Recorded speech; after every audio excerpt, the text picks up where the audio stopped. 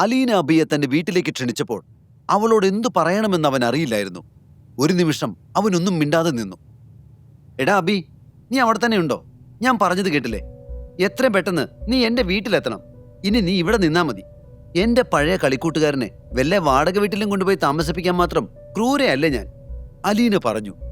അവൾ പറഞ്ഞത് കേട്ടപ്പോൾ തന്റെ വിവാഹം കഴിഞ്ഞ കാര്യങ്ങളെല്ലാം അവളിൽ നിന്ന് മറച്ചു വെക്കുന്നത് ശരിയാവില്ല എന്ന് അബിക്ക് തോന്നി. നന്ദിത, എനിക്ക് നിന്നോട് പ്രധാനപ്പെട്ട ഒരു കാര്യം പറയാനുണ്ട്. ശ്രദ്ധിച്ചു കേൾക്കണം. അതായത്, ഒരു പ്രത്യേക സാഹചര്യത്തിൽ എനിക്കൊരു കല്യാണം കഴിക്കേണ്ടി വന്നു. ഞാനിപ്പോ നിൽക്കുന്നത് എന്റെ വൈഫിന്റെ വീട്ടിലാ. ഈ അവസ്ഥയിൽ ഞാനിപ്പോ നിന്റെ വീട്ടിൽ വന്നു നിന്നാൽ ശരിയാവില്ല. അഭിനവ് പറഞ്ഞത് കേട്ട് അലീനയ്ക്ക് കുറച്ച് സെക്കൻഡുകൾ ഒന്നും മിണ്ടാൻ കഴിഞ്ഞില്ല. അവളുടെ മറുപടി വരാതായപ്പോൾ താൻ പറഞ്ഞത് അവൾക്ക് വലിയൊരു ഷോക്കായി എന്ന് അഭിനവിന് മനസ്സിലായി. Nandu, are you there? Abhi ചോദിച്ചു. എന്താ എന്താ നീ പറഞ്ഞേ? നിന്റെ കല്യാണം കഴിഞ്ഞെന്നോ? എപ്പോ? എങ്ങനെ? എവിടെ വെച്ച്? അപ്പൊ ഞാൻ കാത്തിരുന്നത് മുഴുവൻ വെറുതെയായില്ലേ? ഓർമ്മയുണ്ടോ നീ എന്നോട് പണ്ട് പറഞ്ഞിരുന്നത് നീ എന്നെ മാത്രമേ വിവാഹം കഴിക്കൂന്ന്? തൊടിയിൽ നിൽക്കുന്ന പൂക്കൾ പറിച്ച് മാല കോർത്ത് നമ്മൾ എത്ര തവണ കല്യാണ പെണ്ണ് ചെക്കനും ആയിട്ടുണ്ട്. എന്നിട്ട് അതെല്ലാം മറന്ന് നീ വേറെ വിവാഹം കഴിച്ചു അല്ലേ? അലീന പറഞ്ഞത് കേട്ട് അബി ഒന്ന് പുഞ്ചിരിച്ചു.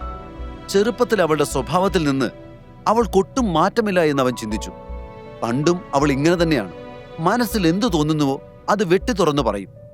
ഒരു നിമിഷ നേരത്തേക്ക് അബിയും അവളുടെ പഴയ കൂട്ടുകാരനായി മാറി.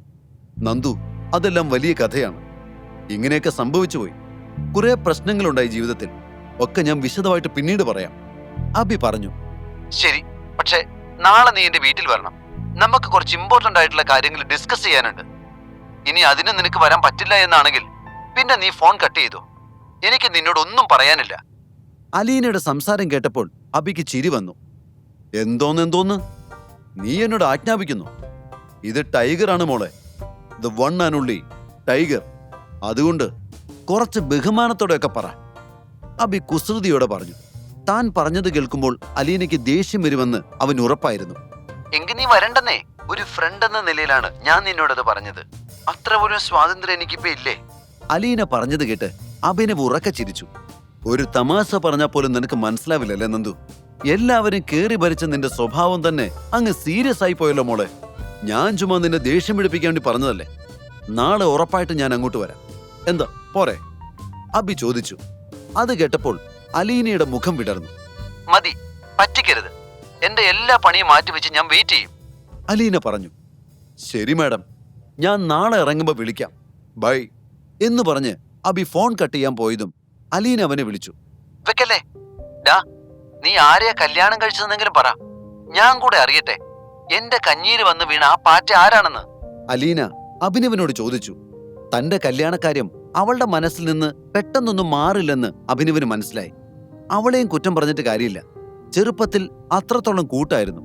ചെറുപ്പത്തിൽ തന്നെ നടന്ന കാര്യങ്ങള് ചിലതൊക്കെ വ്യക്തമായ ഓർമ്മകൾ അബിക്കുണ്ടായിരുന്നില്ല. അങ്ങനെ എന്നും നിലനിൽക്കുന്ന ഓർമ്മകളിൽ ഒന്നാണ് അലീന. അവളൊരു വാശിക്കാരിയായിരുന്നുവെങ്കിലും തന്നോട് അവൾക്ക് ഒരുപാട് സ്നേഹമായിരുന്നു. എപ്പോഴും തന്റെ വാല് പോലെ പുറകെ തന്നെ ഉണ്ടാകും. താൻ മറ്റാരോടെങ്കിലും സ്നേഹം കൂടുതൽ കാണിക്കുന്നത് അവൾക്ക് സഹിക്കാൻ കഴിയുമായിരുന്നില്ല. അങ്ങനെയുള്ള അലീനയ്ക്ക് തന്റെ വിവാഹ വാർത്ത എത്രത്തോളം വിഷമമാകുമെന്ന് ഊഹിക്കാൻ കഴിയുന്നുണ്ടായിരുന്നു അവന്. അലീന ഇപ്പോഴും തനിക്ക് വേണ്ടി കാത്തിരിക്കുന്നുണ്ടെന്ന് അവൻ അറിയില്ലായിരുന്നു. അഭിനവ് ഒരു നിമിഷം മിണ്ടാതെ നിന്നു. അതിനുശേഷം പതിയെ പറഞ്ഞു, അനന്യ മേനോൻ. അഭിനവ് പറഞ്ഞതും ഉടനെ അലീന ഫോൺ കട്ട് ചെയ്തു. കോള് കട്ടായ ഉടനെ അഭിനവ് ഒരു നെടുവീർപ്പിട്ടു. എല്ലാം മറച്ചു വയ്ക്കുന്നതിനേക്കാൾ നല്ലത് സത്യം തുറന്നു പറയുന്നതാണെന്ന് അവൻ ചിന്തിച്ചു. കേൾക്കുമ്പോൾ അവൾക്ക് അല്പം വേദന ഉണ്ടാകുമെങ്കിലും പിന്നീട് അതൊരു ബുദ്ധിമുട്ടായി വരില്ല. അതല്ല എന്നുണ്ടെങ്കിൽ ഒരു കള്ളം നിലനിൽക്കാൻ വേണ്ടി തനിക്ക് ഒരുപാട് കള്ളങ്ങൾ പറയേണ്ടി വരും. അതുമല്ല, എന്നെങ്കിലും ഒരു ദിവസം അവൾ സത്യമെല്ലാം തിരിച്ചറിയുമ്പോൾ താൻ ചതിച്ചതുപോലെ ആവുകയും ചെയ്യും എന്ന് അഭി ചിന്തിച്ചു. ശേഷം അവൻ കാർ സ്റ്റാർട്ട് ചെയ്തു. കുറച്ച് സമയത്തിന് ശേഷം അവൻ അനന്യയുടെ വീട്ടിലെത്തി.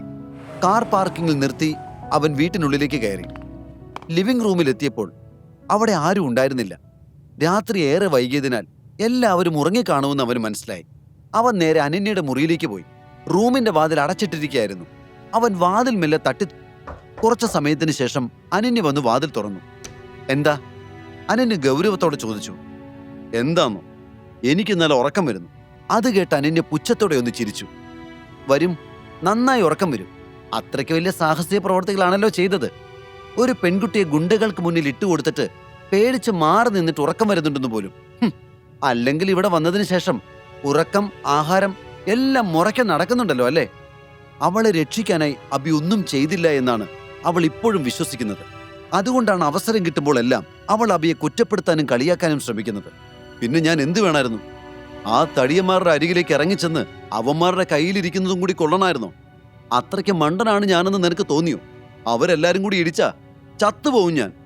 അബി സത്യങ്ങൾ തുറന്നു പറയാതെ ചിരിച്ചുകൊണ്ട് അവളോട് പറഞ്ഞു. അത് കേട്ടതും അനന്യയുടെ മുഖം ദേഷ്യം കൊണ്ട് ചുമന്നു. നാണമില്ലേ നിനക്ക് ഇങ്ങനെയൊക്കെ പറയാൻ? വലിയ കാര്യത്തിൽ എന്റെ ഭർത്താവാണെന്ന് പറഞ്ഞ് എല്ലായിടത്തും കയറി ഷൈൻ ചെയ്യുന്നുണ്ടല്ലോ. സ്വന്തം ഭാര്യയെ വലിയൊരു ആപത്തിലേക്ക് വലിച്ചെറിയാണോ ഒരു ഭർത്താവ് ചെയ്യുക? സത്യം അറിയാലോ, എനിക്കിപ്പോ നിന്നോട് വെറുപ്പാണ്. എത്ര ശക്തിയില്ലാത്തവരും സ്വന്തം കൺമുന്നിൽ ഒരു പെൺകുട്ടിയെ ഉപദ്രവിക്കുന്നത് കണ്ടാൽ അതിനി അവരുടെ ആരും അല്ലെങ്കിൽ കൂടി എല്ലാം മറന്ന് അവളെ രക്ഷിക്കാൻ ശ്രമിക്കും. പക്ഷെ നീ അനന്യയ്ക്ക് ദേഷ്യം നിയന്ത്രിക്കാൻ സാധിക്കുന്നുണ്ടായിരുന്നില്ല. അവൾ തന്റെ മുഷ്ടി ചുരുട്ടി അബിയോടുള്ള ദേഷ്യം അടക്കാൻ ശ്രമിച്ചു. അഭിനവ് അവിടെ നിന്ന് അവളുടെ ദേഷ്യം ആസ്വദിച്ചു. അവളുടെ പ്രതികരണം എങ്ങനെയായിരിക്കുമെന്ന് അബിക്ക് വ്യക്തമായി അറിയായിരുന്നു. ഞാൻ ആ ശ്രീരാഗിനെങ്ങനെ കല്യാണം കഴിച്ചാൽ മതിയായിരുന്നു. അറ്റ്ലീസ്റ്റ് അവൻ എന്റെ കാര്യമെങ്കിലും നോക്കുമായിരുന്നു. അനന്യ പിറുപിറുത്തു. അത് കേട്ടതും അബി ചിരിച്ചുപോയി. കൊള്ളാം, നല്ല സെലക്ഷൻ.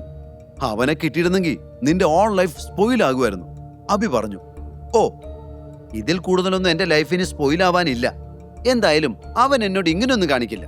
കുറഞ്ഞ പക്ഷം എന്നെ സേഫ് ആക്കാൻ നോക്കിയെങ്കിലും ചെയ്യായിരുന്നു, അനന്യ ദേഷ്യത്തോടെ പറഞ്ഞപ്പോൾ അഭിനവ് ഒന്നും മിണ്ടാതിരുന്നു. അനന്യ അബിയെ ഒന്ന് നോക്കുകൂടി ചെയ്യാതെ അവളുടെ മുറിയുടെ വാതിൽ ശക്തമായി അടച്ചുകൊണ്ട് അകത്തേക്ക് പോയി. അഭിനവ് പുറത്ത് കുറച്ചു നേരം ആ വാതിൽ നോക്കി നിന്നു. അന്നയ്ക്ക് എന്തിനാണ് തന്നോട് ഇത്രമാത്രം ദേഷ്യമെന്ന് അവൻ ചിന്തിച്ചു. എന്തായാലും നിയമപരമായി തങ്ങളിപ്പോൾ ഭാര്യാഭർത്താക്കന്മാരാണ്. എങ്കിൽ പിന്നെ അത് അംഗീകരിച്ച് മുന്നോട്ട് ജീവിച്ചുകൂടെ? പക്ഷേ അവള് തന്നോട് യാതൊരു അടുപ്പവും കാണിക്കുന്നില്ല. എന്തായിരിക്കും അതിന് കാരണം? കല്യാണത്തിന് ശേഷം അനന്യയ്ക്ക് ഒരു സമ്മാനവും കൊടുത്തിട്ടില്ല. ഇനി അതായിരിക്കോ അവളുടെ പിണക്കത്തിന് കാരണം? അതോ എല്ലാവരും പറയുന്നത് പോലെ താൻ അവളുടെ കാര്യങ്ങൾ ശ്രദ്ധിക്കുന്നില്ല എന്ന് കരുതിയിട്ടോ? സ്നേഹിക്കുന്നില്ല എന്ന് പോട്ടെ, പക്ഷേ ഇത്രമാത്രം വെറുക്കാൻ അവളോട് ഞാൻ യാതൊരു തെറ്റും ചെയ്തിട്ടില്ലല്ലോ. ഇങ്ങനെ ഉത്തരം കിട്ടാത്ത ഒരുപാട് ചോദ്യങ്ങൾ അവന്റെ മനസ്സിൽ കിടന്നും വീർപ്പുമുട്ടി. നിരാശനായി അഭിനവ് വീണ്ടും താഴേക്കിറങ്ങി. വേലക്കാരുടെ മുറിയിൽ പോയി അവൻ ഉറങ്ങാൻ കിടന്നു. ക്ഷീണം കാരണം ഗാഠമായ ഉറക്കത്തിലേക്ക് അവൻ വഴുതി വീണു. പിറ്റേന്ന് രാവിലെയാണ് അബി ഉണർന്നത്. എഴുന്നേറ്റ ഉടനെ അവൻ പെട്ടെന്ന് മുറിയിൽ നിന്ന് പുറത്തേക്ക് വന്നു. താൻ വേലക്കാരുടെ കൂടെ കിടന്നുറങ്ങുന്നത് ഹരിദേവനെങ്ങാനും കണ്ടാൽ അത് വലിയ പ്രശ്നമാകുമെന്ന് അവൻ ഉറപ്പായിരുന്നു. തനിക്ക് മാത്രമല്ല, അനന്യയ്ക്കും. ഇപ്പോഴും മുത്തച്ഛന്റെ വിചാരം അവർ തമ്മിൽ ഇഷ്ടത്തിലായതുകൊണ്ടാണ് അന്ന് ഒരേ മുറിയിൽ കഴിഞ്ഞതെന്നാണ്. പക്ഷെ യാഥാർത്ഥ്യം എന്താണെന്ന് ഇദ്ദേഹത്തിന് ഇപ്പോഴും അറിയില്ല. പറഞ്ഞിട്ടും വിശ്വസിക്കാൻ തയ്യാറായിട്ടില്ല. അനന്യെ അവൾ തിരഞ്ഞെടുത്ത ഒരാളുമായി ചേർത്ത് വെച്ചു എന്നാണ് അദ്ദേഹം ഇപ്പോഴും വിശ്വസിക്കാൻ ആഗ്രഹിക്കുന്നത്. ആ വിശ്വാസം തെറ്റിച്ചാൽ അദ്ദേഹം പിന്നീട് ഒരിക്കലും അനന്യെ വിലവെക്കില്ല. വെറുമൊരു രാത്രിക്ക് വേണ്ടി ഒരു പുരുഷനെ മുറിയിലേക്ക് ക്ഷണിച്ചു വരുത്തിയ തരംതാണവളായി അവളെ മുത്തച്ഛൻ കാണും. അതുകൊണ്ട് തങ്ങൾക്കിടയിലെ ഈ അകൽച്ച ഒരിക്കലും മുത്തച്ഛൻ അറിയരുതെന്ന് അബി ചിന്തിച്ചു. പെട്ടെന്ന് പുറത്തേക്ക് വന്ന് അവൻ അനന്യയുടെ മുറിയുടെ വാതിൽ മുട്ടാൻ തുടങ്ങി. എന്നാൽ ഉള്ളിൽ നിന്ന് യാതൊരു റെസ്പോൺസും ഉണ്ടായിരുന്നില്ല. വീണ്ടും അവൻ വാതിൽ മുട്ടി. അപ്പോഴും അകത്തുനിന്ന് ശബ്ദമൊന്നും കേട്ടില്ല. ഒടുവിൽ അവൻ വാതിൽ ഹാൻഡിൽ തിരിച്ചപ്പോൾ വാതിൽ അകത്തുനിന്ന് പൂട്ടിയിട്ടില്ലെന്ന് കണ്ടു. അവൻ പതുക്കെ വാതിൽ തുറന്ന് മുറിയിലേക്ക് കയറി. പക്ഷെ അകത്തേക്ക് കയറിയ ഉടനെ അവന്റെ കാലുകൾ നിശ്ചലമായി. മുന്നിലുള്ള കാഴ്ച കണ്ട് അവന് സ്വന്തം കണ്ണുകളെ വിശ്വസിക്കാൻ കഴിഞ്ഞില്ല. അനന്യ ഒരു കസേരയിലിരുന്ന് കാലുകൾ മോയ്സ്ചറൈസിംഗ് ലോഷൻ പുരട്ടുകയായിരുന്നു. അവൾ ചെവിയിൽ ഹെഡ്ഫോൺ വെച്ചിരുന്നു. അതുകൊണ്ടാവാം വാതിൽ ഇത്ര നേരം മുട്ടിയിട്ടും അത് തുറന്നകത്തേക്ക് കയറിയിട്ടും അവൾ അറിയാത്തത്. അഭിനവ് അനന്യയുടെ തുടുത്ത കാലുകളിലേക്ക് നോക്കി. അവൾ വളരെ സുന്ദരിയാണ്. എങ്കിലും അവളോട് ഇതുവരെ അങ്ങനൊരു ഫീലിംഗ് തോന്നിയിട്ടില്ലല്ലോ എന്ന് അവൻ ഓർത്തു. എന്നാൽ ഇപ്പോൾ അവളെ ഇങ്ങനെ കണ്ടപ്പോൾ അഭിനവന്റെ ചിന്തകൾ മാറി മറിയാൻ തുടങ്ങി. അഭിനവൻ അവളുടെ ദേഹത്ത് നിന്ന് കണ്ണെടുക്കാൻ കഴിഞ്ഞില്ല. ഈ കഥയുടെ ബാക്കി അറിയാൻ download pocket FM app. Link in description.